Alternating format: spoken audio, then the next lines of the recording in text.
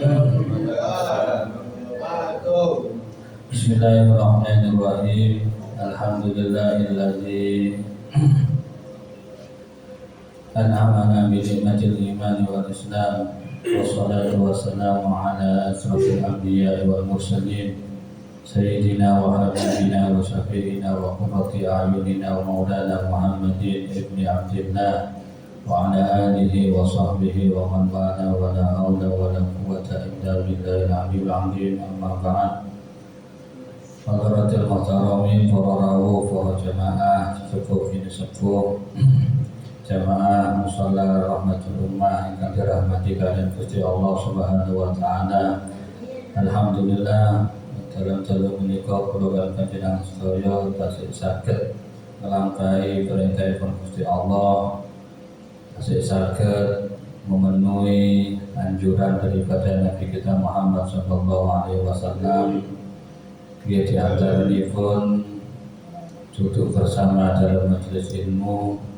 Besar harapan mugi-mugi lenggah-lenggahan kula panjenengan sedaya ten majelis menika angsal ilmu kang barokah, angsal ilmu kang manfaat, saged menambah kesemangatan kita di dalam beribadah kepada Allah Subhanahu wa taala. Amin amin ya rabbal alamin. Para rawuh, para jamaah, ini mungkin pengajian yang terakhir atau karena kita tutup sementara dalam rangka untuk menyambut datangnya bulan suci Ramadan, agar kita lebih fokus di dalam menjalankan kewajiban kita, yaitu hormat, ta'zim, memuliakan bulan suci Ramadan dengan cara melaksanakan apa yang ada, apa yang menjadi kewajiban kita di dalam bulan Ramadan, dan melaksanakan sunnah-sunnah Rasul dengan sebaiknya, diantaranya qiyamul lail, sholat tarawih, tadarrus, dan lain-lain sebagainya. Jadi biasanya memang semua pengajian-pengajian, majelis-majelis itu semuanya diliburkan dalam rangka menyambut datangnya bulan suci Ramadan. Mungkin insya Allah kurang beberapa hari ke depan dan itu mungkin malam Rabu kalau tidak salah, mungkin malam Rabu, nah malam Kamis atau malam Rabu kita nunggu hasil ruqyah. Kita nunggu hasil ruqyah. Krono poso niku boten saged cara kula lan panjenengan sedaya, karena poso niku wonten aturan sumu li ru'yatihi wa aftiru li ru'yatihi. Berpuasalah kalian krono ningali bulan tanggal 1 Ramadan, terus berhari rayalah wa aftiru li ru'yatihi, berhari rayalah karena juga melihat bulan tanggal 1 Syawal. Nah, jadi lebih mendahulukan mendahulukan ru'yah daripada hisab. Nah, adapun ditingali secara ru'yah, secara ru'yah ningali bulan boten ketinggal, maka digenapkan bulan Sa'ban ini digenapkan 30 hari. Digenapkan 30 hari. Nah, tapi lek munggo bekne wonten sing ahli hisab cara hitung-hitungan falak, hitung-hitungan bulan, komariah niku kok kita genapkan 30 hari, cara umumnya digenapkan 30 hari, tapi kok itu sebenarnya itu sudah sudah masuk di bulan Ramadan. Cara sing ngertos ilmu hisab, ilmu hitung-hitungan, dilampahi ambak pun ajak-ajak orang lain. Boten napa-napa. Karena mereka memang yakin dengan kemampuannya, yakin dengan ilmu hisabnya, boten napa-napa. Dilampahi, tapi boten usah ajak-ajak. Boten usah ajak-ajak. Iku ilmu bisa. Ya, tapi yang saya itu ngikuti pemerintah ya. Kita ngikuti yang apa? Sawadul Aqdam. Kita ngikuti yang pendapat kata-kata ulama. Ya, nah, jadi alhamdulillah di pemerintahan sudah banyak orang-orang kita yang mewakili. Jadi maupun ragu-ragu tumut di keputusan pemerintah mau. Ya, lihat buatan ketinggalan, buatan kosong ini. Kan encok.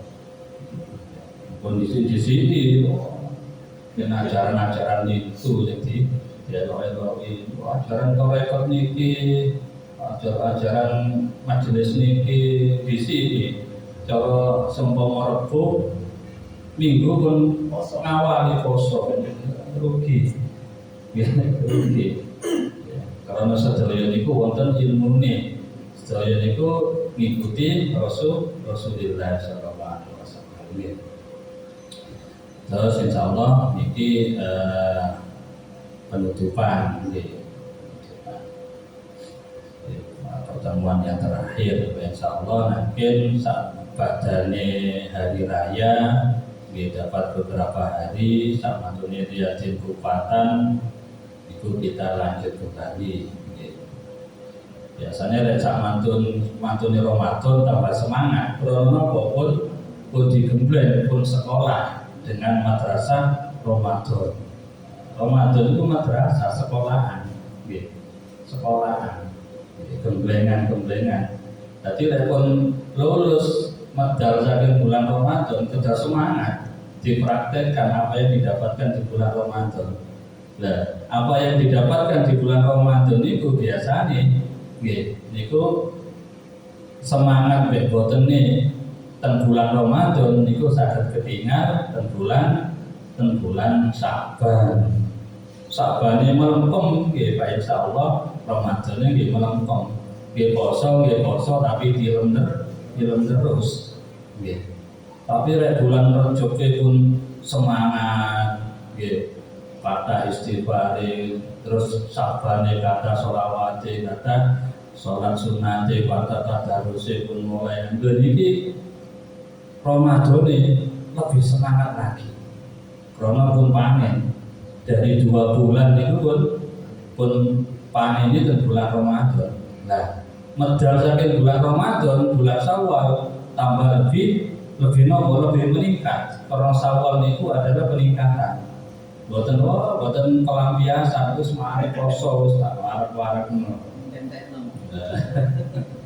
Dan itu boten nggih. Syawal tambah meningkat.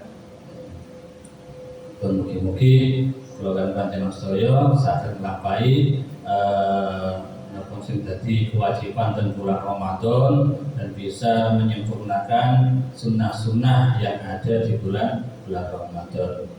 Bismillahirrahmanirrahim. Wa qala Bismillahirrahmanirrahim. Qala musannifu qala al-mu'allifu rahimahullah ta'ala wa nafa'ana bi ulumi fid dharain amin. Rabbi shrah li sadri wa yassir li amri wa hlul 'uqdatam min lisani yafqahu qawli. Wa qala dawu sapa alaihi sapa iku mugi-mugi tetep ing atase Nabi as-shalawatu utawi tambane rahmat wa salam lan keselamatan al-khamru utawi khamr jama'u ya. Temen di apa jama'ul ismi ya, jama'ul ismi. Jama'ul ismi iku kumpulane dosa. Al-khamru utawi khamr jama'ul ismi iku kumpulane dosa. Para rawuh, para jamaah majelis ilmu pengawasan rutin mushola rahmatul ummah ingkang dirahmati Gusti Allah Subhanahu wa taala.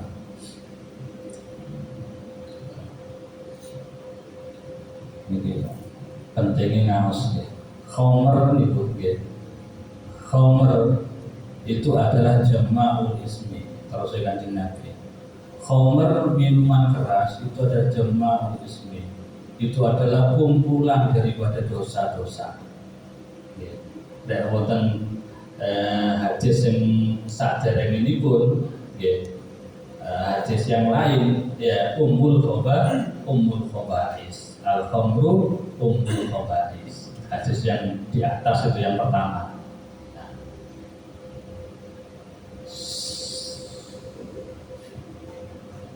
Seirama searti dengan hadis tersebut, beda kalimat tapi itu sama artinya. Itu pakai lafaz jama'ul ismi. Al-khamru jama'ul ismi. Khamr ataupun minuman keras ataupun sesuatu yang memabukkan itu adalah kumpulannya dosa. Kumpulannya dosa. Terus kedadi doi. Nopo kok dikatakan jama'ul ismi? Nah niki wonten cerita. Kama qala Utsman bin Affan. Sebagaimana yang diceritakan oleh Sayyidina Utsman bin Affan. Sayyidina Utsman bin Affan ini nanti dawuh. Ijtanibul khamra. Dawuhipun Sayyidina Utsman. Ijtanibul khamra. Jauhilah khamr. Minuman keras. Napa kok dadi doi? Fa innahu kana mimman qablikum rajulun yata'abbadu wa ya'tazilun nas.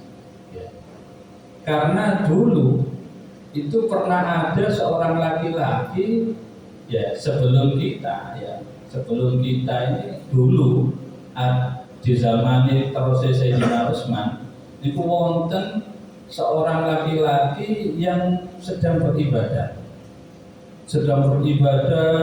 asik dengan ibadahnya sehingga wayatazilun nas, menjauhi manusia, nyepi lah, dan gunung, dan gua, nyepi ibadah, nyepi ibadah. Wonten wong lanang nyepi ibadah, terus falaqiyatu imra'atun baghiyun, aizaniyatun. Nah, orang laki-laki tadi itu kok ketemu, dia sudah berusaha menjauhi manusia, tapi kok entah dia itu waktu itu entah butuh makanan, akhirnya pergi ke pasar, kok ketemu dengan perempuan lacut, perempuan yang nakal, di sini zaniyatun, perempuan yang ahli zina. Akhirnya perempuan tadi itu mengirimkan, singkat cerita perempuan tadi itu mengirimkan pembantunya, Pak Arsalat Jariyah Tuhan ilaihi, mengirimkan pembantunya untuk menyampaikan pesannya kepada seorang laki-laki yang ahli ibadah tadi. Maka pembantu ini pembantu perempuan ini berkata, ana nad'uka bi syahadati, dibujui kata, aku ngundang kamu, aku ini ngundang kamu, ngajak kamu untuk jadi saksi. Mungkin orang alim diundang karena untuk tujuan baik, jadi saksi, itu jadi saksi apa, jadi saksi ini, akhirnya mau sudah berangkat dia bersama pembantu tadi itu. Falamma dakhala min babin awlaqat al-baba. Sekali terus kasih wajah Arab cek cepet. Akhirnya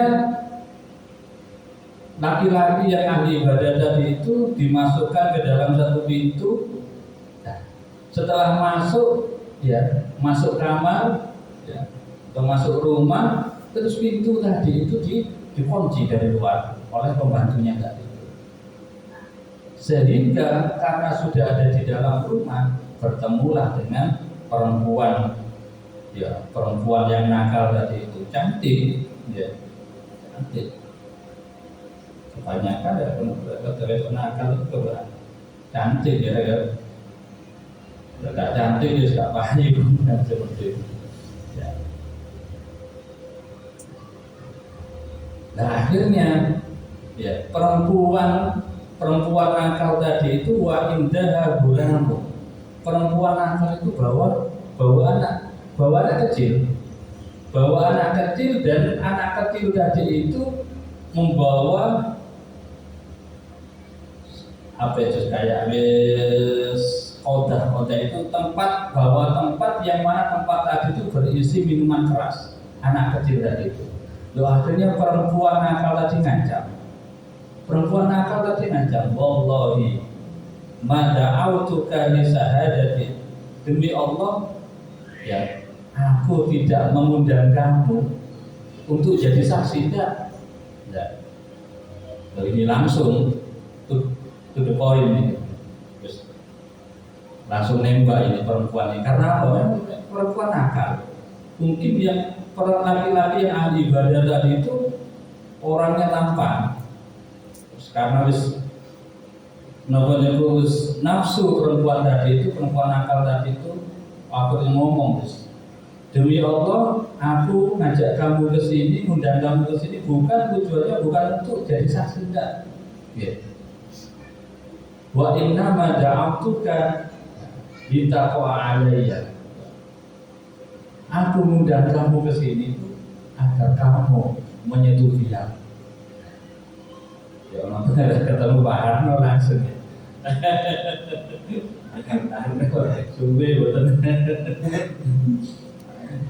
ngerasa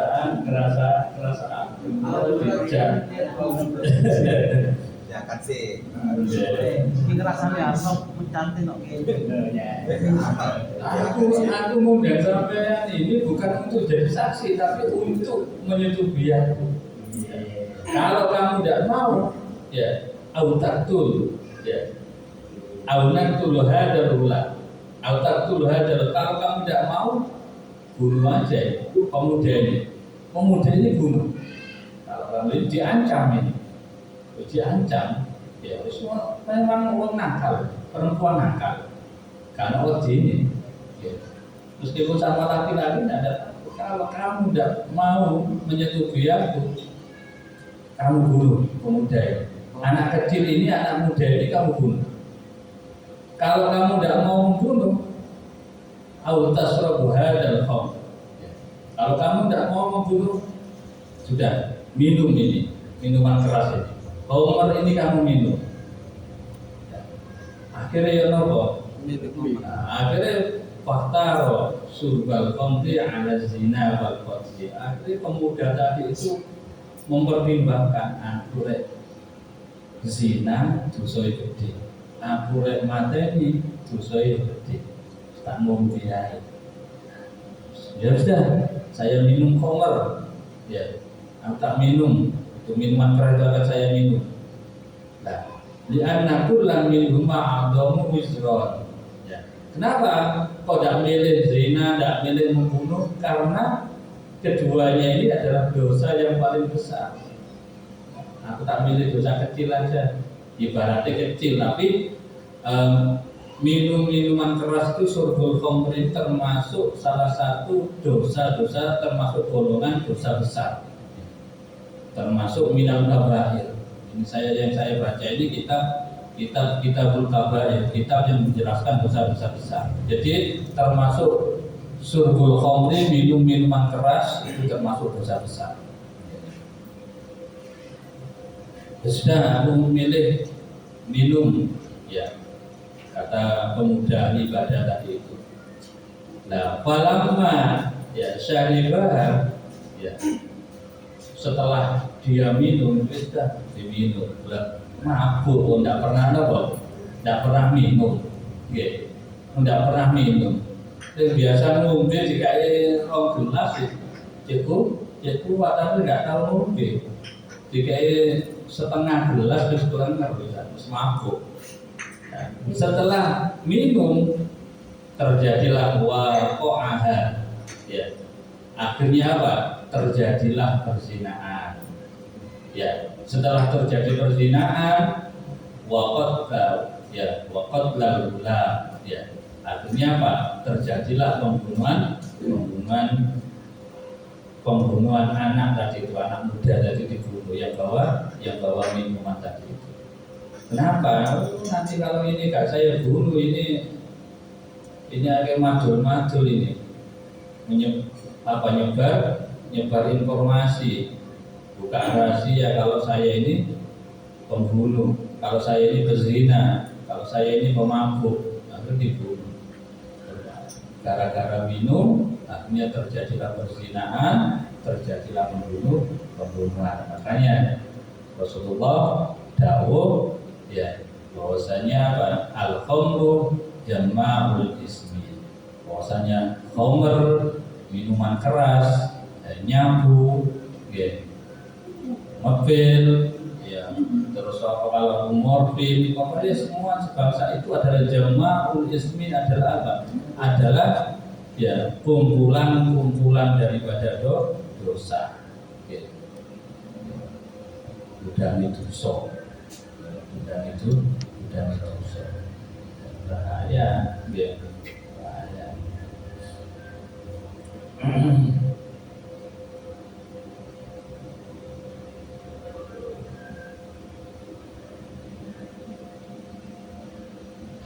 Bahkan Nabi pernah bersabda, ya. Nabi pernah bersabda dalam hadis lain, "Ijtanibul khamra fa innaha umul khaba'is." Sama, ya, sama.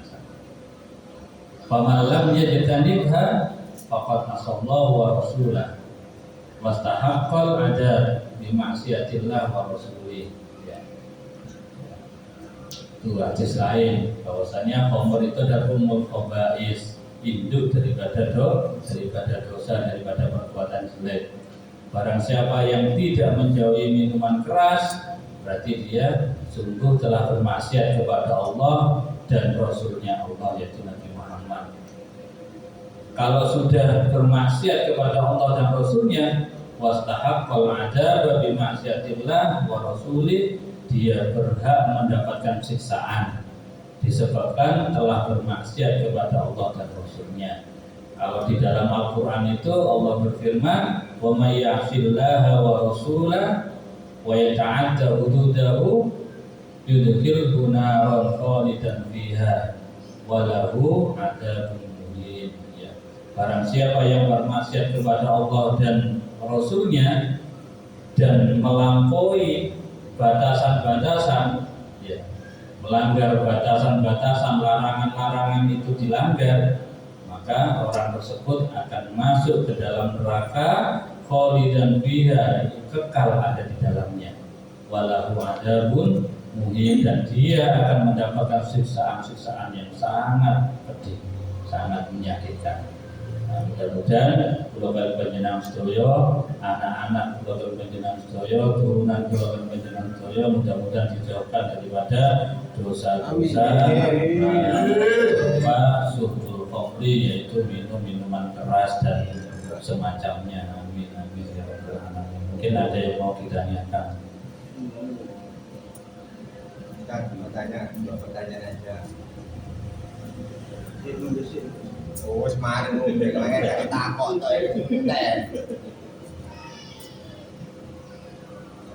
mau tanya Ustaz. Ini di luar konteks ini Pak Ustaz. Di keterangan yang dulu, kalau ada di antara makmum yang mengikuti takbiratul imam, kan kita dapat pahalanya sebesar gunung Uhud. Ya benar Pak Dada. Dan apabila kalau imam kita takbiratul ihram gimana Pak? Takbiratul ihram. Jadi setelah Allahu Akbar langsung baca basmalah. Yang dikatakan takbir itu, ya, takbir itu dalam sholat itu ada takbiratul ihram, ada takbir intiqal. Nah, takbiratul ihram itu apa? Takbiratul ihram itu adalah takbir pertama. Takbir pertama yang dilakukan oleh orang yang sholat. Nah, takbir pertama setelah dia niat, dia sudah menghadap ke arah kiblat, sudah mulai baca niatnya, usolli fardhu dzuhri sebelum rakaat mustaqbilal qiblati adzan lillahi ta'ala Allah, dalam hatinya niat saya sholat zuhur 4 rakaat menghadap kiblat karena Allah Ta'ala. Itu namanya takbiratul ihram. Takbir pertama. Kenapa kok dikatakan ihram? Karena dia sudah, kalau sudah takbiratul ihram, haram untuk melakukan hal-hal yang tidak boleh dilakukan dalam sholat. Tertawa tidak boleh, berbicara tidak boleh, makan dan minum tidak boleh, bergerak lebih daripada 2 kali tidak boleh. Ya. Itu takbiratul ihram. Nah, masalah dia baca doa iftitah ataupun tidak, itu sudah imam itu sudah melaksanakan takbiratul ihram. Takbiratul ihram itu takbir pertama. Ya, takbir pertama dalam apa? Dalam sholat.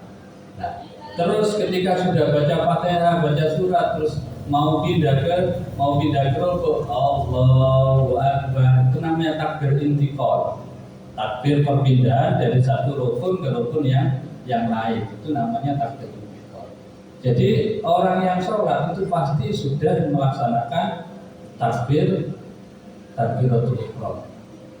Nah, setelah takbiratul ihram itu memang disunahkan untuk baca doa iftitah. Gitu. Terus ketika itu pun sebelum apa? Sebelum mengucapkan kalimat yang lain. Kalau sudah terlanjur baca ta'awudz, a'udzubillahi minasyaitonirrajim atau bismillahirrahmanirrahim, terus saya kok belum baca doa kita, tidak boleh, sudah lanjut teruskan itu baca Fatihah. Berarti apa? Kesempatan untuk baca doa kita sudah habis. Nggak masalah. Yang makmum baca doa kita tidak apa, bagus. Nah, bagus. Dan biasanya apa?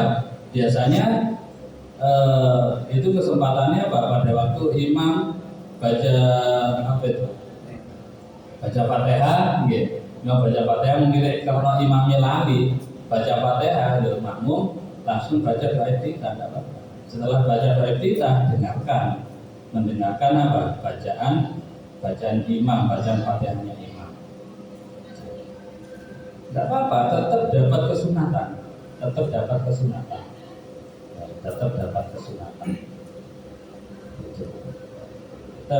kesunatan jamaah.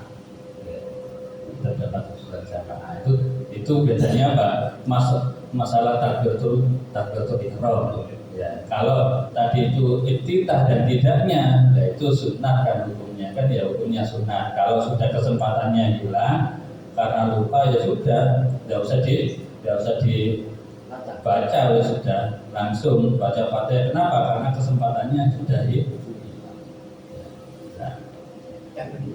Yang kedua apa tadi? Apa yang kedua? Belum. Apa itu? Yang kedua ini ketika kita jadi makmum. Okay. Saya ini baru kedua. Ada makmum yang pertama. Sedangkan imam ini kan masih kan rakaat ketiga. Tapi makmum yang pertama dia itu bilang subhanallah, padahal yang kita menjalankan masih rakaat ketiga. Apa kita dan imam pun ragu kadang. Artinya ngikuti yang makmum yang ini yang satu. Kemarin itu janji Aris. Yang kemarin itu ya, kebetulan saya juga bermakmum, tapi saya makmum masbuk. Saya makmum masbuk nututi pada waktu mau tahiyat. Saya nututi pada waktu mau tahiyat. Dan itu bagaimana? Ya, ketika imam masih dalam posisi 3 rakaat, terus makmumnya yang lupa. Ya. Iya. Imamnya itu mau berdiri untuk melanjutkan rakaat yang keempat, makmum lupa baca subhanallah. Loh, akhirnya imamnya duduk. Nah, imamnya duduk. Ya, imamnya duduk. Lah, imamnya duduk. Nah ini begini. Ketika sholat tadi ini, ya, memang dalam al-yakin la yazalu bisa. Keyakinan ini tidak bisa dirubah, tidak bisa digoncang oleh keraguan-keraguan. Karena imamnya, kalau imamnya yakin, loh, saya ini belum apa? Belum 4 rakaat. Jangan duduk, jangan terus mempercayai makmum. Kalau memang yakin, kecuali kalau tidak yakin, berarti saya enggak. Berarti apa yang benar? Yang benar apa? Yang benar makmum. Nah, mungkin dalam hatinya yang benar makmum. Akhirnya duduk. Setelah duduk, terus kok salam, ya, salam. Padahal ini masih 3 rakaat. Maka makmum yang apa? Makmum yang ingat itu kan. Mungkin makmum yang kedua, yang baris kedua itu nak itu belum makmum. Milihnya kurang 1. Meskipun ngomong kurang 1, ya atau subhanallah, ya, atau selesai kata salam kurang 1. Tuh, imamnya kurang 1. Ini cepat berdiri imamnya. Nah, imamnya cepat berdiri nambah 1. Nah, tapi makmum tadi yang ngomong kurang 1 ini batal. Karena pun sudah itu bukan kalimat yang ada kaitannya dengan sholat. Kalau itu seumpama mengingatkan dengan cara berpikir, subhanallah, imamnya assalamualaikum, subhanallah, jadi makmum yang barisan yang kedua. Nah ini maka imam cepat-cepat ngambil keputusan, ini berarti kurang 1, cepat berdiri. Meskipun dia sudah salam, tidak apa-apa, berdiri nambah 1 rakaat. Makmumnya juga itu berdiri karena memang kurang 1. Ya. Ya. Kan tak kunci makan tak kau tu. Kan barang-barang menok jalan itu. Mana itu? Iya. Duduk makmum ini. Makanya dalam sholat itu memang perlu keyakinan. Lebih-lebih imam itu harus yakin. Itu terjadi kemarin. Itu pernah terjadi kemarin. Tidak apa-apa. Itu memang apa? Itu memang ranah fikih. Nah, ketika sudah paham ke fikih, nggak bisa terus akhirnya salah makmum semua gitu ya, tidak bisa. Kita harus apa? Kita harus nambah 1 rakaat. Tapi kalau tidak, kan kita semua kan tidak tahu Ustaz. Ya. Gimana ini? Memang batal atau kalau tidak tahu, itu ya tetap ya sholatnya tetap kurang. Nah, setelah tahu ya ditambah. Dan kayak harus kemarin sholat lagi, sholat lagi. Itu. Tapi ketika imam itu punya keyakinan, dia harus yakin 4. Ya, pada waktu 3 rakaat terus subhanallah, yakin. Berarti saya itu tadi itu sudah 4. 4 terus yakin ini nggak bisa, terus nggak dengan dia nggak apa-apa. Al yakin lah ya selalu bisa. Tapi ragu-ragu setelah pulang saya kasih 4 apa 3. Nah ini beda. Nah, 4 apa 3. Kalau kemarin itu terus terang, aku menganggap aku yang salah, tapi aku yang lupa. Tidak gitu cuma gitu. dan saya juga tidak tahu kalau saya sudah tahu kurang, tapi kan kita untuk bilangnya kan tidak tahu ya. Atau kita nuruti imamnya atau kita kan tidak tahu. Kalau nggak tahu ya tidak masalah. Tapi ketika sudah ada penjelasan kayak gini, berarti kemarin saya salah. Jadi perlu diprodoi. Produksi sholat asar ya kemarin ya. Asar. Iya. Asar. Isa. Bisa. Isa Ustaz. Isa. Bisa. Isa iya. Isa. Isa. Bisa ya. Ya pokoknya dikodoi. Nggih. Kodoi. Isa.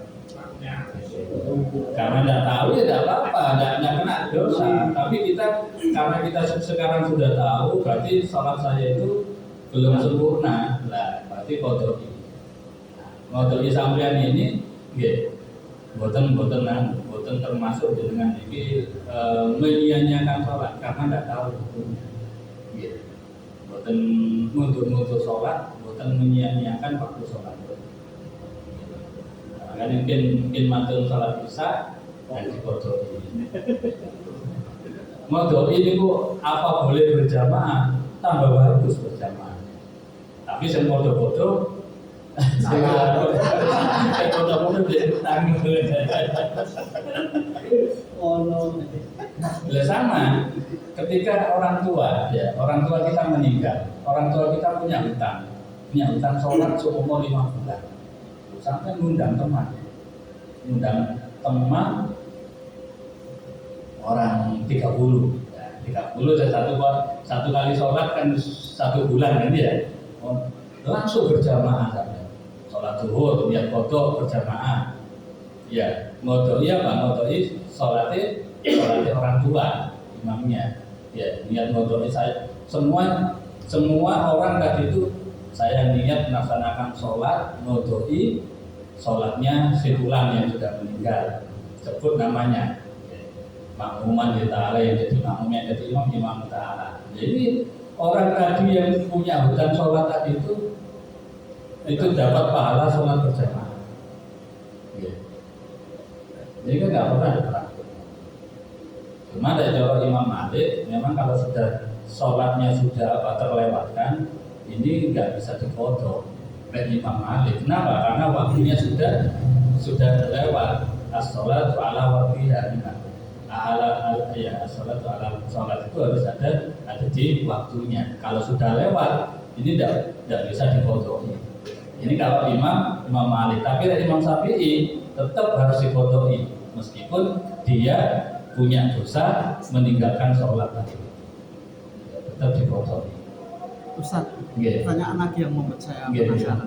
Apakah kan kita sebagai umat Islam wajib kita sholat. Apabila kita tidak sholat ketika meninggal, apa boleh sholat itu diwakilkan dikodoi oleh nasabnya atau anaknya dan keluarganya? Apa boleh? Padahal syaratnya orang Islam kan sholat. Iya. Dan yang dihisab itu sholatnya. Nah, ketika orang itu tidak sholat, apakah kita katakanlah saya punya saudara atau orang tua nggak sholat, apa boleh saya mengkodoi? Iya. Padahal sholat itu kewajibannya sih orang yang hidup. Memang sholat itu adalah kewajiban masing-masing. Nah, tapi ketika orang tua tadi atau seseorang tadi itu meninggal punya hutang sholat, maka ahli warisnya ini berkewajiban untuk modoi. Ini dari Imam Syafi'i. Dan karena ahli waris itu bukan hanya urusan dunia yang diwarisi. Nah, aku takut jangan seperti itu. Nah ini berarti apa? Mikirno apa ya dia? Juga pikirkan yang punya harta itu. Yang punya harta orang tua kita itu kewajibannya sudah dipenuhi apa enggak? Punya hutang puasa apa enggak? Punya hutang ya sholat apa enggak? Itu harus itu. Kalau punya anak banyak, bisa dibagi. Kalau enggak apa-apa. Punya anak 5, ya orang tuanya meninggal punya hutang sholat selama 5 bulan. Hitung. Nah, anak ya kamu 1 bulan, ya satunya 1 bulan. Itu setiap hari sholat. Ya sholatnya habis sholat zuhur maneh. Jadi untuk orang tua. Habis sholat asar mau jadi sholat asar. Jadi harus disebut nama orang. Iya, nama orang yang yang punya hutang sholat tadi.